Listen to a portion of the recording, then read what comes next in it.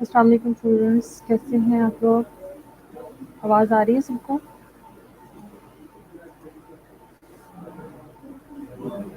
कैसे हैं स्टूडेंट्स आप लोग? ठीक ठाक हैं?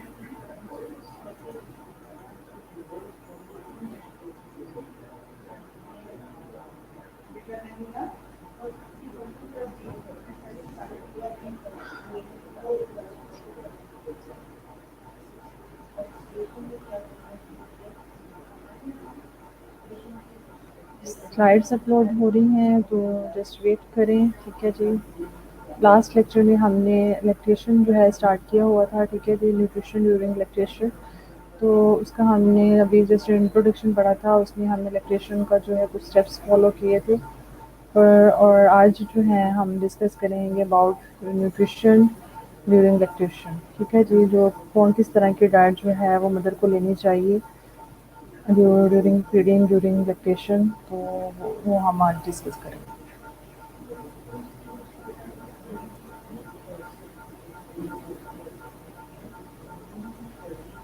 ठीक है जी।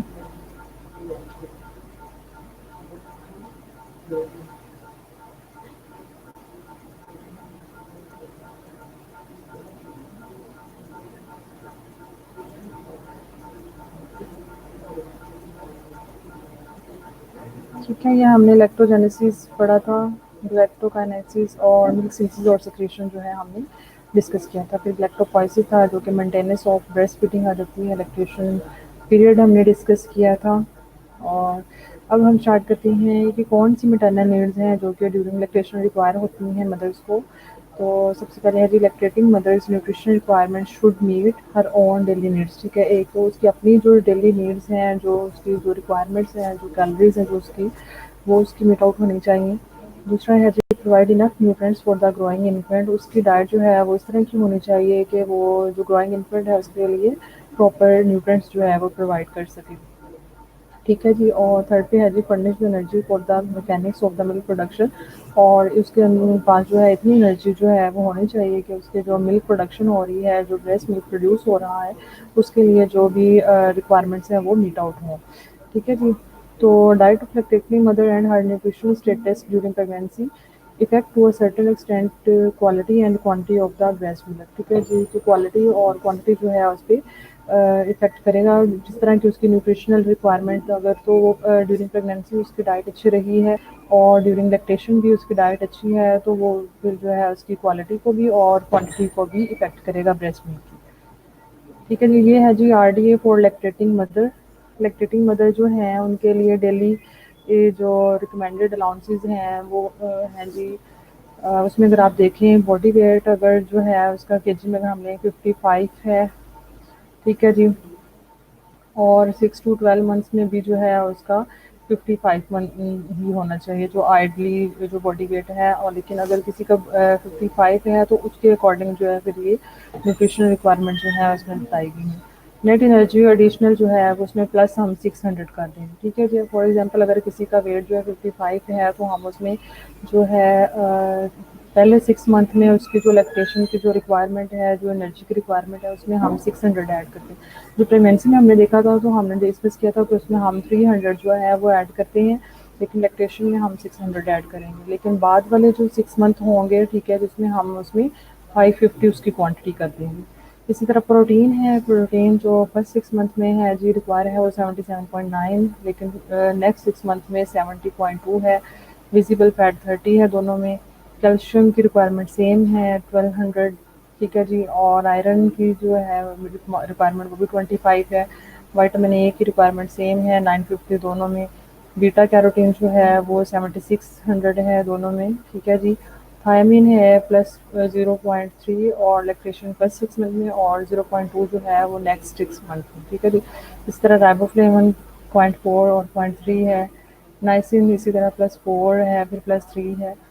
पायरोडॉक्सिन 25 है, 2.5 है, और स्कॉर्बिक एसिड 80 दोनों में सेम है। डाइट्री फॉलेट भी जो है वो सेम है 300 ग्राम पर डेसिम पर, और विटामिन B12 जो है 1.5 1 सेम है।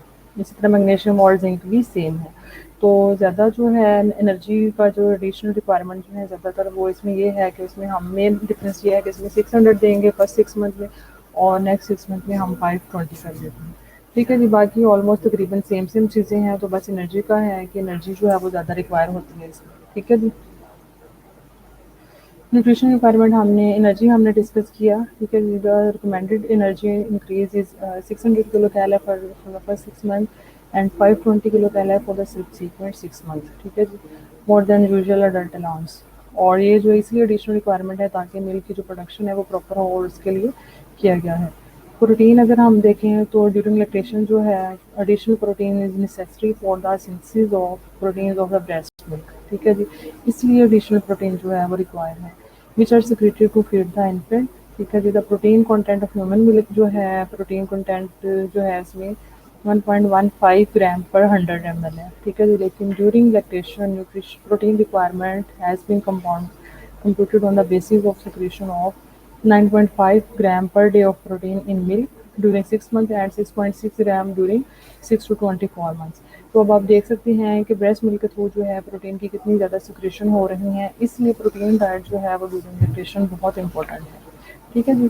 तो फैट अगर आप देखें तो minimum level of total fat जो है वो 20% होना चाहिए, और adult pregnant and lactating female should consume at least 200 mg per decilitre जो है फैट जो है वो लेना चाहिए उसको।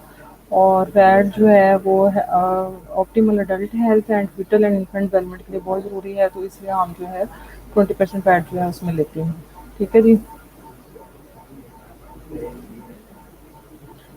आयरन जो है आयरन हमने देखा है आयरन रिक्वायर क्यों जरूरी है जी। Iron requirement during lactation is the sum of requirement of the mother and that required for making of the iron lost in the breast milk. Breast milk के थ्रू जो है आयरन लॉस हो रहा होता है, और इसके अलावा कुछ मटर्नल भी रिक्वायर होता है, कुछ बच्चे के लिए भी रिक्वायर होता है, तो इसलिए आयरन जरूरत है, ठीक है जी। Since there is amenorrhoea during lactation resulting in saving of nearly 1 mg of iron per day और 6 microgram per kg per body weight per day which should be otherwise have been lost in the menstrual blood, ठीक है जी। एमेनोरेसिस early lactation में क्या होता है कि menses नहीं हो रहे होते, तो इसलिए जो है फिर एम हो रहता है, और वो भी आयरन को जो है वो स्टोर कर रहा होता है, सेव कर रहा होता है।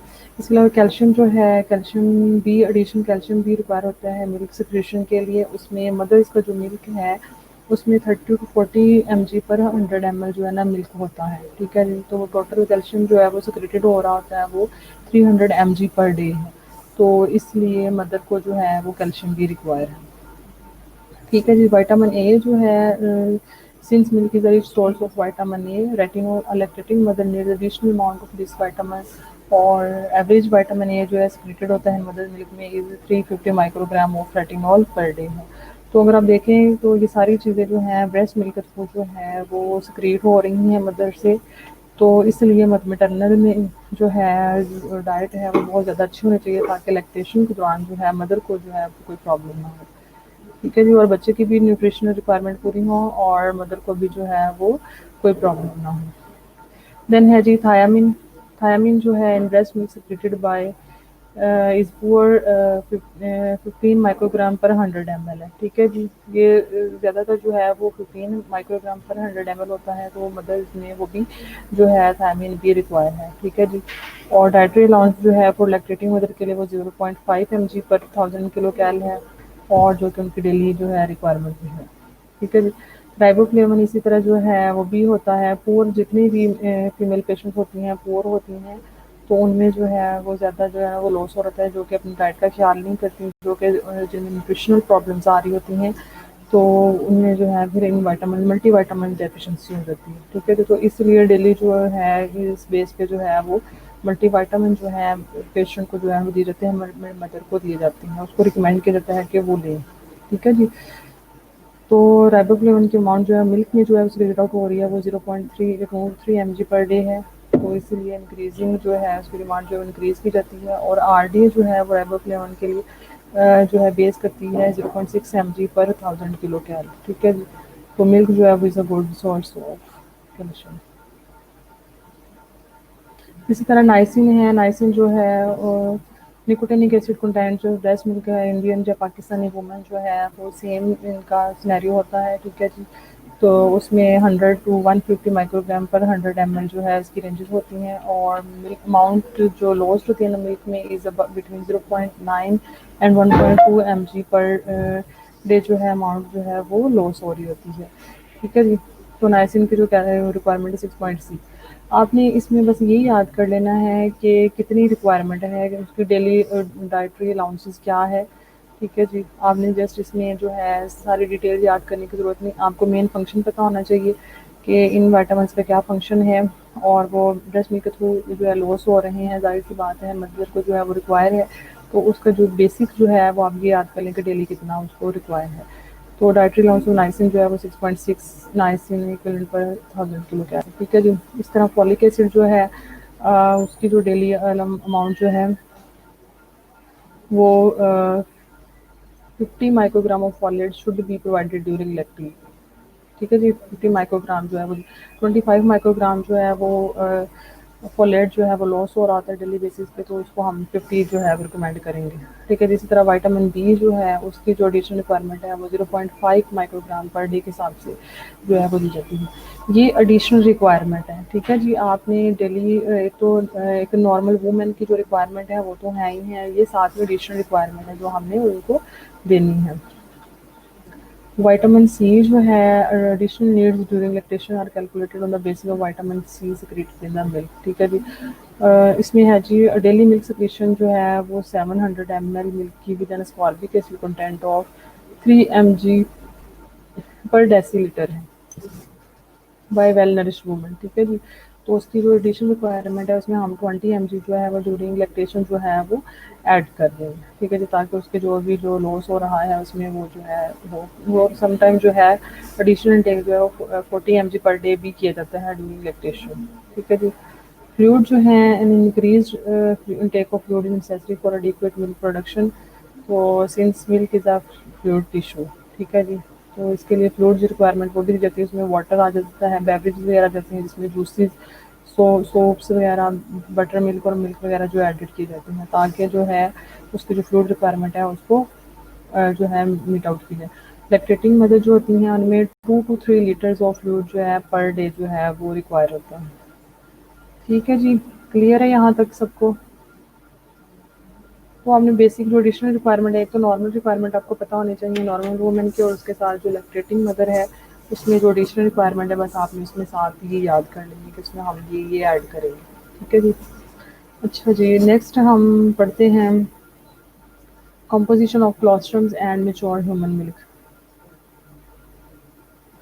ठीक है जी। कंपोजिशन ऑफ क्लोस्ट्रम्स और मैच्योर ह्यूमन मिल्क जो है वो हम इसमें डिस्कस करेंगे। द फर्स्ट आवाज़ नहीं आ रही है आप लोगों को स्टूडेंट्स? आवाज़ आ रही है और पीपीटीज शो हो रही हैं सबको?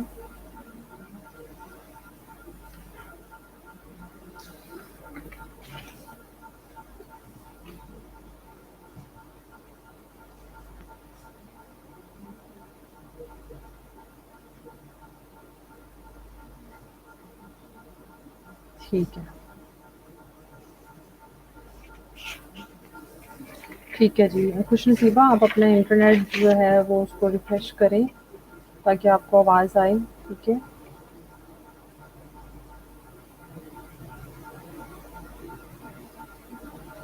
अच्छा जी। तो हम डिस्कस कर रहे हैं composition of colostrums and mature human. ठीक है। जिसमें कॉम्पोजिशन जो है मोस्ट इंपॉर्टेंट है। द फर्स्ट 2 to 4 days जो है पोस्टपार्टम जो मिल्क होता है वो क्लोस्ट्रम में आ जाता है और मैच्योर मिल्क कंसिडर किया जाता है। येलोविश मिल्क जो है वो due to its high beta carotene content की वजह से येलोविश मिल्क होता है। और high concentration is of protein होती है जिसको हम लैक्टोफेरेन कहते हैं, ठीक है जी। तो लैक्टोफेरेन बहुत एंटी इन्फ्लेमेटरी है, एंटी बायोटिक के तौर पे भी इफेक्ट करती है, तो इस बहुत ज़्यादा इसकी प्रोटीन की कंसंट्रेशन होती है, ठीक है जी। इसके अलावा लो लेवल्स ऑफ लैक्टोज और फैट्स होता है कोलेस्ट्रॉल में, and the volume is approximately 100 CC in a 24 our period में, ठीक है जी। 24 आवर पीरियड में 100 ml जो है कोलेस्ट्रॉल जो है वो सिक्रीट आउट होगा। इसके बाद ट्रांजिशनल मिल्क जो है is secreted between about 4 to 10 days postmortem के दरमियान जो ब्रेस्ट जो है मिल्क जो सिक्रेट होगा वो ट्रांजिशनल मिल्क है और intermediate in composition between cholesterol and mature milk, ठीक है जी। कोलेस्ट्रॉल और मेच्योर मिल्क जो है उसके दरमियान का कॉम्पोजिशन पीरियड होगा। क्लोस्ट्रम की कुछ प्रॉपर्टीज़ हैं और इसकी इंपॉर्टेंस क्या है। प्रॉपर्टीज़ ये है कि एंटीबॉडी रिच होता है और प्रोटेक्ट्स करते हैं अगेंस्ट इन्फेक्शन एंड एलर्जी, ठीक है जी। एंटीबॉडी है, जाहिर सी बात है एंटीबॉडी रिच है तो इन्फेक्शन एंड एलर्जी के लिए प्रोटेक्शन प्रोवाइड करेगा। और क्लोस्ट्रम में बहुत ज़्यादा मैनी वाइट ब्लड सेल्स होती हैं, प्रोटेक्ट्स करते हैं अगेंस्ट इन्फेक्शन। प्यूरोगेटिव है जो कि क्लियर करेगा मेकोनियम को, हेल्प्स करेगा प्रिवेंट जॉन्डिस, ठीक है जी। इसके अलावा ग्रोथ फैक्टर्स इसमें होते हैं और जो कि हेल्प करते हैं intestine mature and prevents allergy and intolerance वगैरह। विटामिन ए रिच होता है, रिड्यूस करेगा severity of some infection such as measles and diarrhoea, and prevents vitamin A related eye disease जो है उसको प्रिवेंट करेगा। इसके अलावा composition of colostrum and composition of mature human milk अगर हम डिस्कस करें तो इसमें कौन कौन से न्यूट्रिएंट्स पाए जाते हैं, दोनों में ये आप लोगों को आने चाहिए। कंपैरिजन मोस्ट इंपॉर्टेंट है। तो न्यूट्रिएंट्स जो हैं इसमें अगर आप क्लोस्ट्रम में देखें तो एनर्जी जो है वो 58 है जी, ठीक है जी, पर 100। अगर उसका कंपेयर करें यहाँ पे मेच्योर ह्यूमन मिल्क से तो उसमें जो एनर्जी रिक्वायरमेंट है वो 65 है। प्रोटीन जो है वो 2.7 ग्राम है इसमें क्लोस्ट्रम में, ठीक है जी। ज़्यादा प्रोटीन कंटेंट इसमें पाया जाता है लेकिन मेच्योर ह्यूमन मिल्क में 1.1 ग्राम है। इसी तरह फैट जो है वो क्लोस्ट्रम में 2.9 है लेकिन मेच्योर ह्यूमन मिल्क में 7 फैट जो है वो 3.4 है, ठीक है जी, ग्राम में। लैक्टोज जो है इसमें 5.3 है और इसमें जो है आयरन जो है अगर आप देखें क्लोस्ट्रम में 0.09 है, कैल्शियम जो है वो 31 है और मेच्योर मिल्क में अगर आप कैल्शियम का कंटेंट देखें तो 28 है। इस तरह फॉस्फेरस जो है वो इसमें 11 है मेच्योर मिल्क में, लेकिन क्लोस्ट्रम में 14 है, वो उसका कंटेंट ज़्यादा है। उसमें कैरोटीन का जो है वो 186 है लेकिन आप कैरोटीन का जो है मेच्योर मिल्क में देखें तो 137 है, ठीक है। विटामिन ए जो है वो 296 है और उसमें बाकी जो विटामिन सी है, राइबोफ्लेविन है, ठीक है। तो इस तरह जो है उसमें मेच्योर मिल्क में विटामिन ए जो है वो नहीं पाया जाता, इतना ज़्यादा नहीं पाया जाता, ठीक है जी। तो इस तरह आप इसकी कॉम्पोजिशन देख सकते हैं कि एनर्जी डेंस है, क्लोस्ट्रम जो है वो एनर्जी डेंस है, ठीक है, जिसमें प्रोटीन ज़्यादा है, एंटीबायोटिक प्रॉपर्टीज ज़्यादा है, तो इस लिहाज से जो है क्लोस्ट्रम भी जो है वो बेहतर होता है। मेच्योर ह्यूमन मिल्क जो है आफ्टर 10 days ऑफ पोस्टमार्टम, ठीक है जी। 10 days के बाद जो है पोस्टमार्टम का जो मिल्क होगा उसको हम मेच्योर मिल्क कहेंगे, मेच्योर ह्यूमन मिल्क कहेंगे। फर्स्ट वाला है जी fore milk, milk secreted at the start of breast feeding is called fore milk. Watery होगा, रिच इन प्रोटीन होगा, sugar, vitamin and mineral, necessary to satisfy baby thirst जो है उसको satisfy करने के लिए necessary है। फिर हाइंड मिल्क है जो कि comes later towards end of feed, feed के बाद में जो आता है मिल्क उसको हाइंड मिल्क कहेंगे और प्रोवाइड करता है highest fat and more calories जो है वो प्रोवाइड करेगा। Important for baby to feel satisfied and to gain adequate weight, ठीक है जी। तो बाद वाला जो मिल्क है वो इम्पोर्टेंट होता है, उसकी सेटिस्फेक्शन कराता है।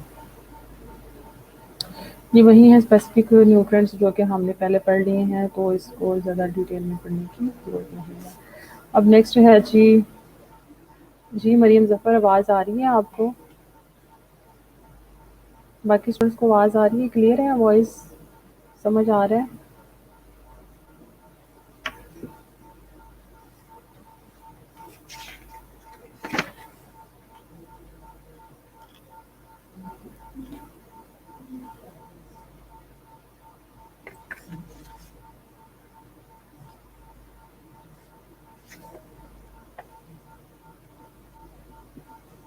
ओके, ठीक है जी मरियम ज़फ़र, फिर आप लोगों के नेट में कोई इशू है स्टूडेंट्स आप लोग देखा करें,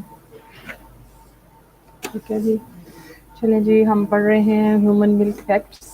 ठीक है जी, अब भी इसमें आइसोटोनिक सॉल्यूशन है और ठीक है, ह्यूमन मिल्क पैक से जो आइसोटोनिक सॉल्यूशन है, milk and plasma of similar ion concentration, ठीक है जी।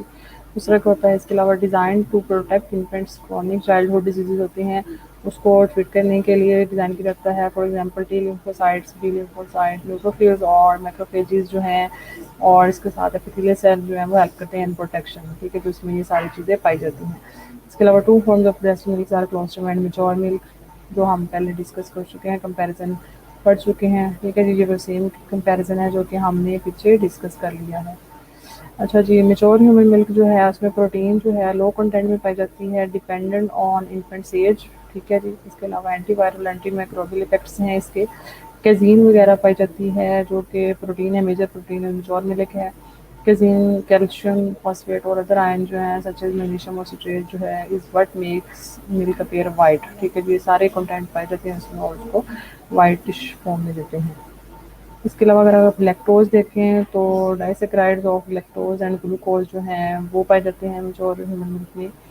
कार्बोहाइड्रेट कंटेंट अगर हम इसका डिस्कस करें तो डोमिनेंट कार्बोहाइड्रेट है इन ह्यूमन मिल्क, इन्हेंस करते हैं ये कैल्शियम अब्जॉर्प्शन जो है उसको इन्हेंस करते हैं। अदर कार्बोहाइड्रेट्स अगर आप देखें तो उसमें मोनोसेक्राइड्स हैं जिसमें ग्लूकोज वगैरह जो आ जाता है वो इसमें पाया जाता है।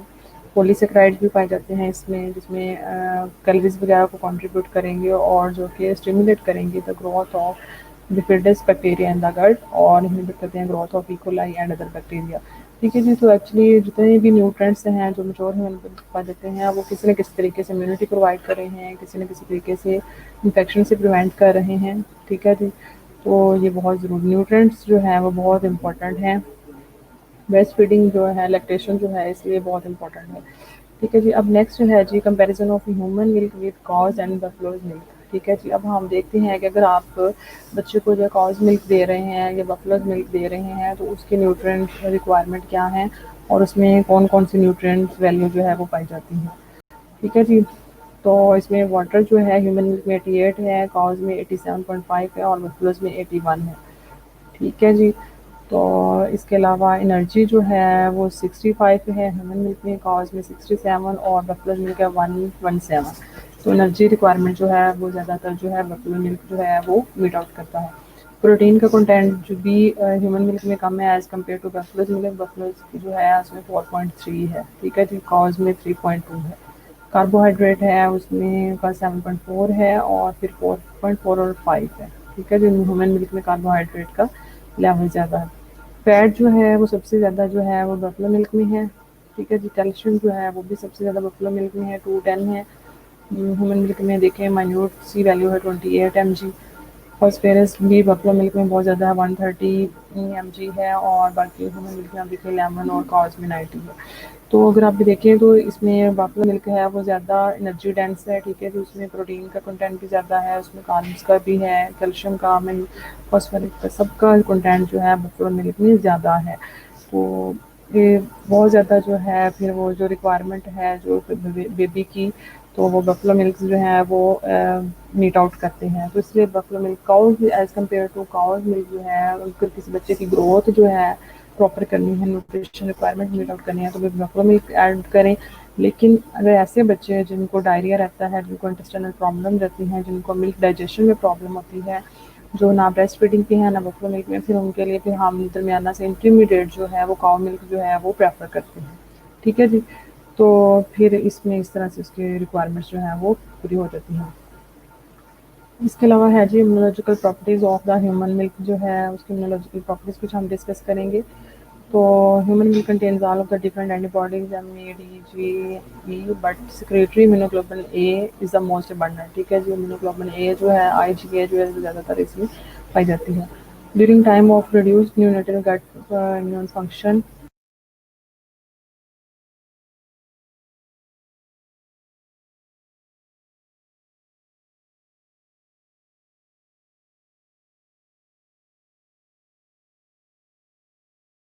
है जी। तो इसमें जो है वो इस तरह से फिर वो मीट आउट करते हैं और IgA जो है वो बहुत इंपॉर्टेंट है और रेस्पिरेटरी और इंटेस्टाइनल ट्रैक्ट जो है उनको जर्म से और जो है बहुत ज़्यादा प्रोटेक्ट करती है और ब्लड में जो है एंट्रिंग से जो है वो प्रोटेक्ट करेगी,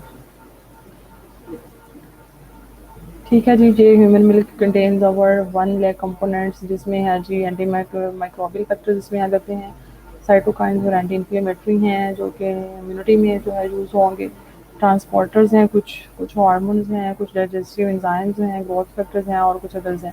बस आप मेन नेम याद कर लें कि ह्यूमन मिल्क में जो है इस तरह के कंपोनेंट्स पाए जाते हैं और जो है वो काफ़ी इम्पोर्टेंट है और इसमें मेन रोल जो है वो प्ले करते हैं।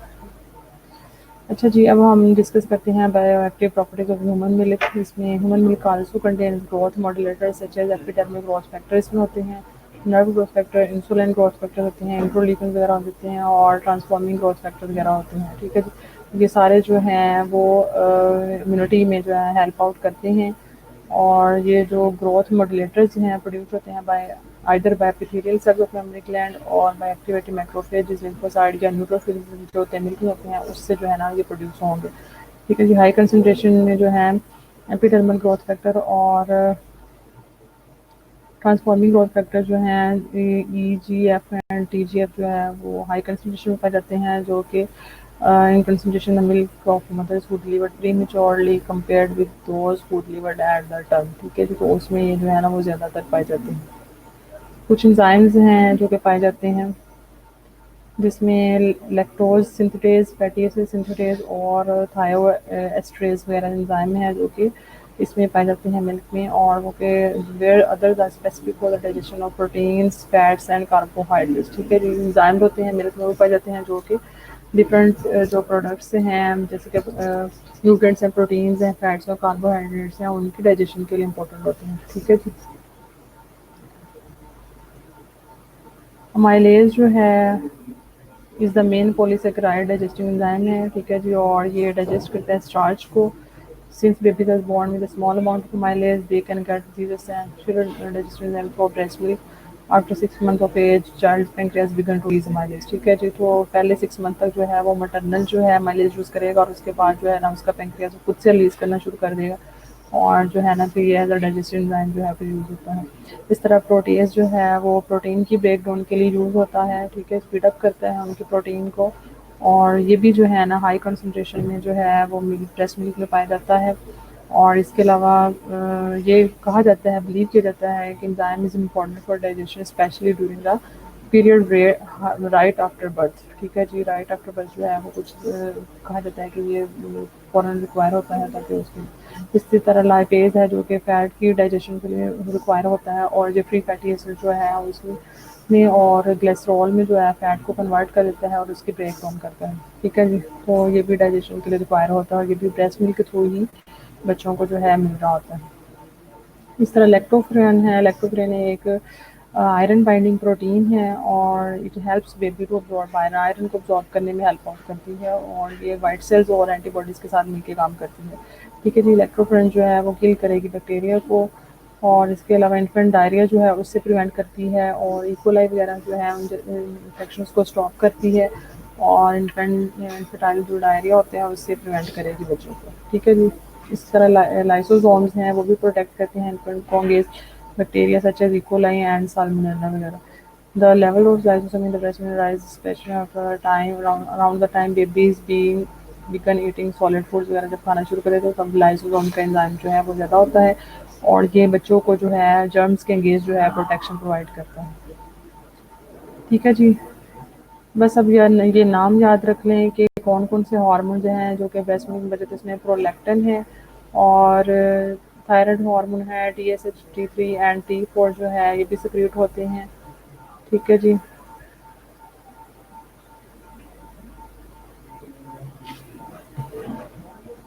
इसके लिए थायरोक्सिन, एपिडर्मल ग्रोथ फैक्टर और बीटा एंडोर्फिन वगैरह जो है, रिलैक्सेंट वगैरह हैं। इसके अलावा